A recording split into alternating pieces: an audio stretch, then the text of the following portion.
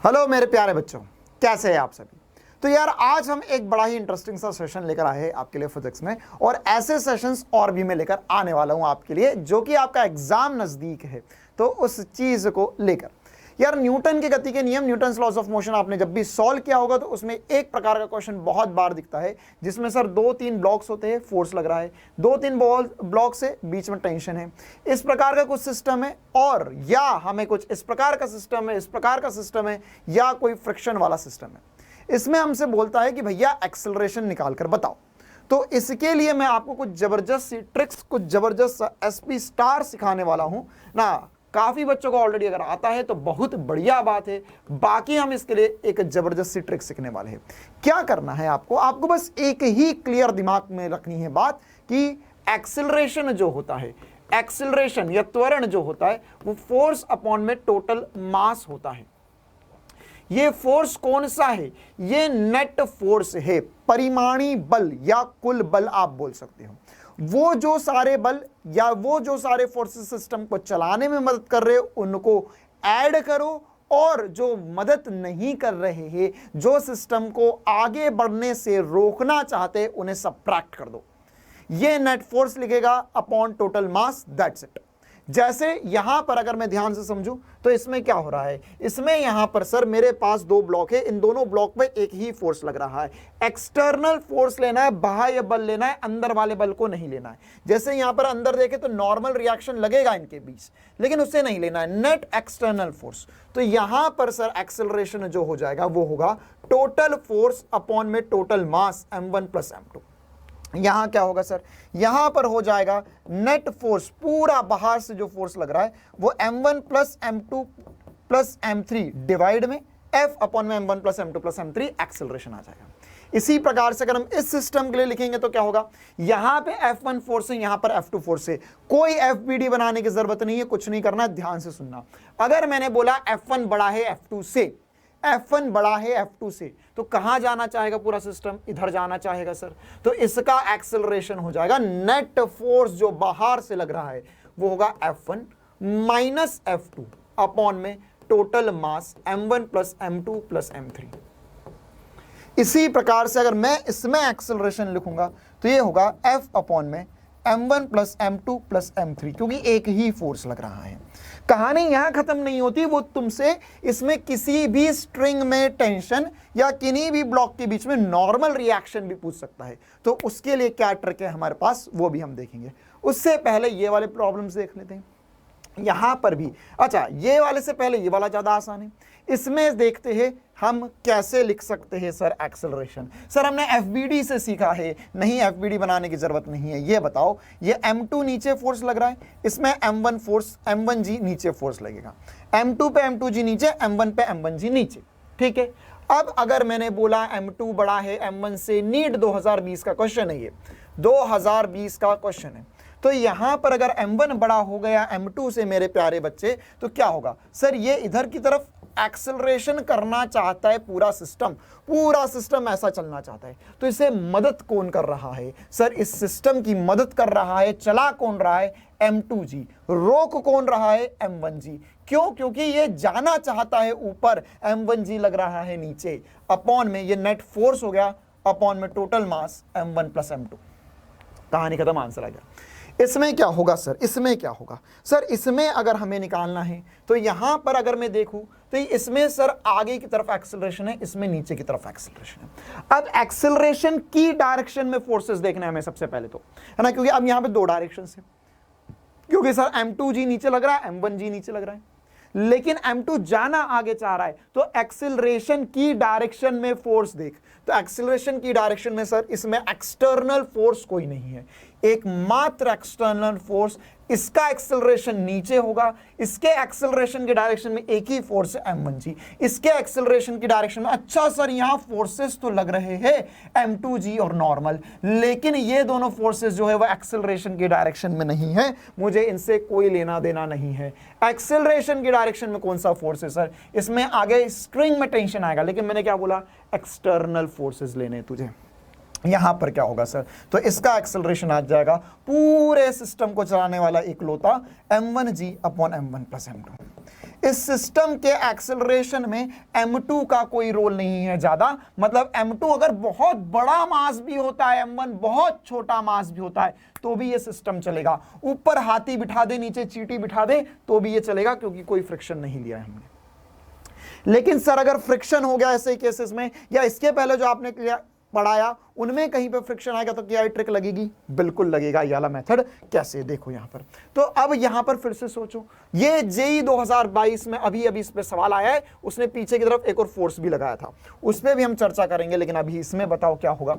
इसमें अगर हम देखें सर, तो m1g नीचे की तरफ लग रहा है, अच्छा ये जाना चाहता है नीचे, इसका एक्सेलरेशन कहां होगा? सर इस सिस्टम को चलना है तो ऐसा चलेगा, ये आगे बढ़ना चाहता है, तो सर इसमें एक और एक्सटर्नल फोर्स लगने लगा है जो इसे रोकना चाहता है। कौन रोक रहा है मेरे भाई इसे? सर ये फ्रिक्शन जो है इसे रोकना चाहता है, फ्रिक्शन नहीं चाहता है इसे आगे बढ़ने देना। तो अब नेट फोर्स क्या हो गया? सर नेट फोर्स हो गया यहां पर, ये हो गया m1g minus friction, m1g minus friction, acceleration जो होगा m1g माइनस फ्रिक्शन अपॉन में m1 प्लस m2 हो गया। कहानी खत्म, पैसा आ जाए।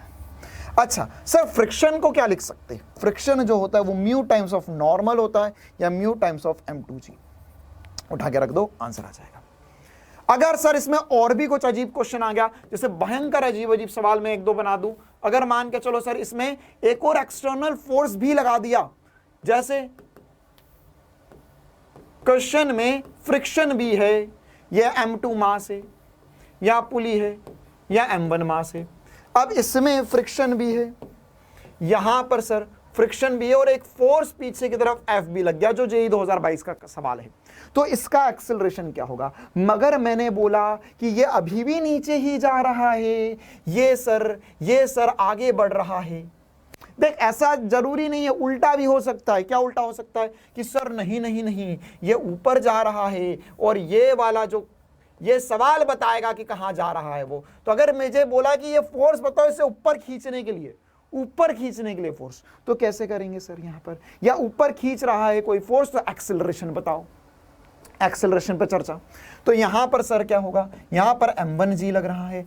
अब अगर ये पूरा सिस्टम a एक्सेलरेशन से इधर जा रहा है, एक मिनट रुक, मैं इसमें जो ट्विस्ट है वो भी बताऊंगा। तो यहां पर क्या होगा सर? F फोर्स इसकी मदद कर रहा है, बिल्कुल F फोर्स मदद कर रहा है। यहां पर सर फ्रिक्शन, जो कि ये जाना इधर चाहता है, फ्रिक्शन हमेशा अपोजिट डायरेक्शन में लगता है रिलेटिव मोशन के, तो ये पीछे की तरफ लगेगा, माइनस फ्रिक्शन हो जाएगा। और ये वाला फोर्स भी क्या कर रहा है सर? ये जाना चाहता है ऊपर, ये रोक रहा है, तो माइनस m1g अपॉन में m1 प्लस m2, ये नेट फोर्स हो गया, यही हमको एक्सेलरेशन देगा। बाय चांस मान के चलो कि तुमने इस ट्रिक से सॉल्व किया और तुम्हारे एक्सेलरेशन की वैल्यू नेगेटिव आ गई, त्वरण नेगेटिव आ गया, तो घबराने की कोई समस्या वाली बात नहीं है। तुमने जो डायरेक्शन लिया उसका अपोजिट आंसर है। मतलब अगर मैंने इसको पूरे को सॉल्व किया और मेरा एक्सेलरेशन नेगेटिव आ गया, त्वरण नेगेटिव आ गया सर, तो क्या मतलब? इसका मतलब यह है कि एक्चुअल में सिस्टम इधर नहीं जा रहा है, ये इधर जा रहा है। कहानी खत्म। और कॉम्प्लिकेटेड सर, ऐसे कुछ क्वेश्चन में क्या होगा? अब देखो यार, अब इस क्वेश्चन में मुझे ना तो θ1 मान के चल, मुझे θ1 भी नहीं पता, θ2 भी नहीं पता, m1 भी नहीं पता, m2 भी नहीं पता, फिर भी मुझे एक्सेलरेशन निकालना है। मैंने ऐसा माना क्या कि ऐसा एक्सेलरेशन हो, ये इधर जाए, ये इधर जाए, जाएगा मुझे नहीं पता, मुझे कुछ भी नहीं पता। अब अगर ये ऐसा हो रहा तो इस सिस्टम पे एक्सटर्नल फोर्सेस, सर एक फोर्स इधर लग रहा है m1g sin θ1, एक फोर्स इधर की तरफ m2g sin θ2, m2g sin θ2 है ना। इंक्लाइन प्लेन पे अगर एक ब्लॉक रखा हुआ है तो उस पर along the incline plane force लगता है mg sin θ, mg का कंपोनेंट mg sin θ। तो अब बताओ क्या हो गया सर? सर यहां पर अगर मैं एक्सेलरेशन देखूंगा तो ये m1g sin θ जो है c1, ये मुझे मदद कर रहा है चलाने में, एक्सेलरेशन दर है, ये रोक रहा है, ये जाना चाहता है ऊपर, ये से रोक रहा है, तो माइनस m2g sin θ2 अपॉन में m1 plus m2 net force upon में total mass is my answer. That's इट। आया मजा जिंदगी का, है ना सर? अगर इसको सॉल्व करने पे नेगेटिव आ गया तो कोई दिक्कत वाली बात नहीं है। नेगेटिव आया मतलब ये ऐसा जा रहा है सिस्टम, मैंने ऐसा माना है, ये मैंने माना। क्लियर है कहानी? अब इसमें क्या हो सकता है?